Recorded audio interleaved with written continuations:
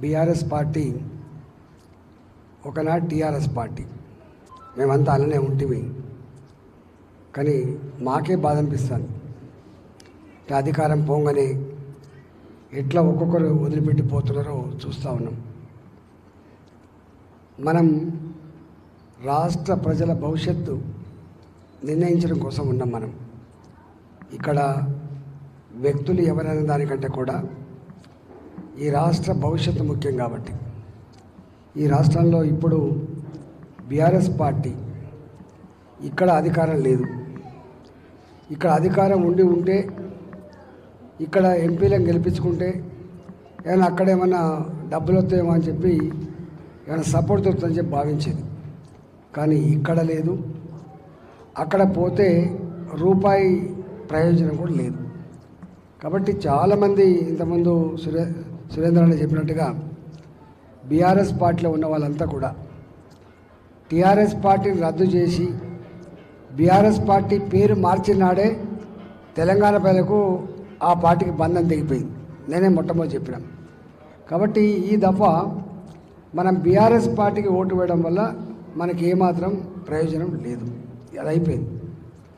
ప్రజలు కూడా పెద్దగా పట్టించుకుంటలేదు. కాంగ్రెస్ పార్టీ ఆయన ఏమంటున్నాడు? ఇంతకుముందు మీరు చెప్పినట్టుగా మా పెద్దన్న మోడీ అంటున్నాడు. నాలుగులకే మళ్ళీ మాట మార్చి మోడీ ఏంది గీడి ఏందని మళ్ళీ ఆయన మాట్లాడు.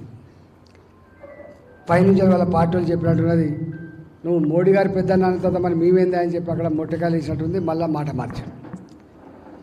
ఇట్లనే కేసీఆర్ కూడా గతంలో ఒకసారి మీకు గుర్తు చేసిపోతా, 2016 ఎండింగ్లు అనుకుంటా, మైక్ మంచి వినపడుతుందానే, మంచి ఆడియబుల్ ఉందా?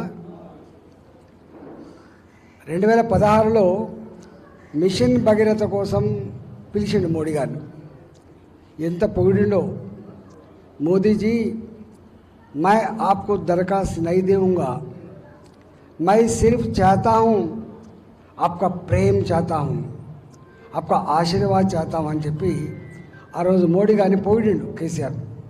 నిజమేనేమో అని మనం అనుకున్నాం.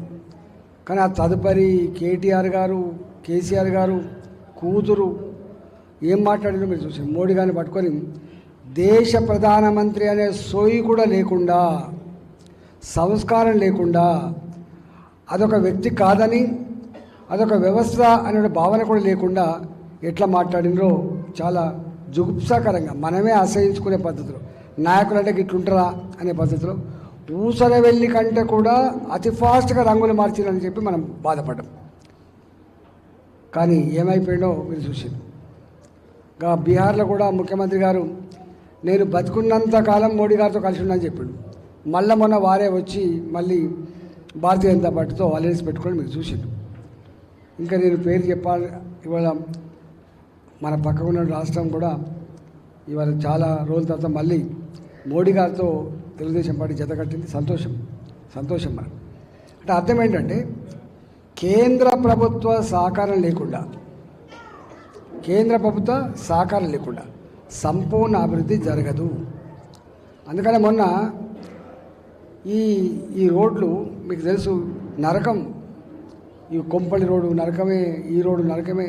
తిరుమలగిరి దగ్గర అయితే 6 నిమిషాల నుంచి 10 నిమిషాల పాటు ఆగిపోతుంది. అనేక సంవత్సరాల తర్వాత మోడీ గారే స్వయంగా హైదరాబాద్ ప్రజలు ట్రాఫిక్లో చిక్కుకోబోతున్నారు, ఆఫీసులో పనిచేసిన దానికంటే ట్రాఫిక్లో ఎక్కువ అలసిపోతున్నారని చెప్పి భావించి 175 ఎకరాల మిలిటరీ భూమిని ఇవాళ ట్రాన్స్ఫర్ చేసి ఇక్కడ మెట్రోకి, అక్కడ మెట్రోకి, ఇలా రేపు ఫ్లైఓవర్ల కోసం లైన్ క్లియర్ చేసి ఇచ్చాడు. అంటే ఎన్నో సంవత్సరాలుగా పరిష్కారం కాని సమస్య పరిష్కరించాడు. అంటే అర్థం ఏంటిది? అంటే కేంద్ర ప్రభుత్వ అండ ఎంత అవసరమో మనకు అర్థమవుతుంది. మళ్ళీ ఆయన అంటాడు మోడీ ఏంది గీడేంది అంటాడు. మోడీ ఏందో గీడేందో గతంలో ఆ ముఖ్యమంత్రులు మాట్లాడి ఎట్లా చేయి కాల్చుకున్నారో రేపు ఈయన కూడా కాల్చుకుంటాడో దాన్ని వదిలిపెడదాం. మరి ఈయనకు ఓటు వేయాలి. ఆయన అంటాడు నా పార్లమెంట్ ఇది, నీ పార్లమెంట్ ఎక్కడిదే? ఆయన పార్లమెంట్ ఇది ఎక్కడో ఆ కొడంగల్లా పోతే ఇక్కడికి వస్తే సరే. ఆనాడు ప్రజాస్వామ్యంలో ప్రతిపక్షం అధికార పార్టీ ఉండాలని చెప్పి ఓటేస్తే గెలిచిరు. కానీ ఇక్కడ ఆయన పార్లమెంటు పరిధిలో ఒక్క సీటు కూడా గెలవలే కాంగ్రెస్ పార్టీ. గెలిచింది ఎక్కడైనా?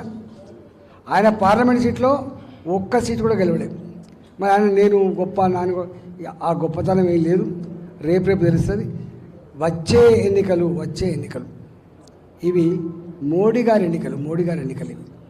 దేశ ప్రతిష్ట, దేశ అభివృద్ధి, దేశంలో ప్రశాంతత, దేశ ప్రజల ఆత్మగౌరవానికి ప్రతీకగా ఈ ఎన్నికలు జరగబోతూ ఉన్నాయి. కాబట్టి మనం అందరం ఆలోచించుకోవాల్సినటువంటి అక్కరైతే ఉన్నది. జనరల్గా హైదరాబాద్ అంటే ఈ Banjara hills, Jubilee hills 33% polling అయింది, 20% పోలింగ్ అయింది అంటారు. మనకెందుకో నచ్చదు. ఎండ కొడుతుంది ఎందుకులే, ఎవరికి వెళ్తే మనకేంది అంటారు, బాగుంది. కానీ అట్లా కాదు.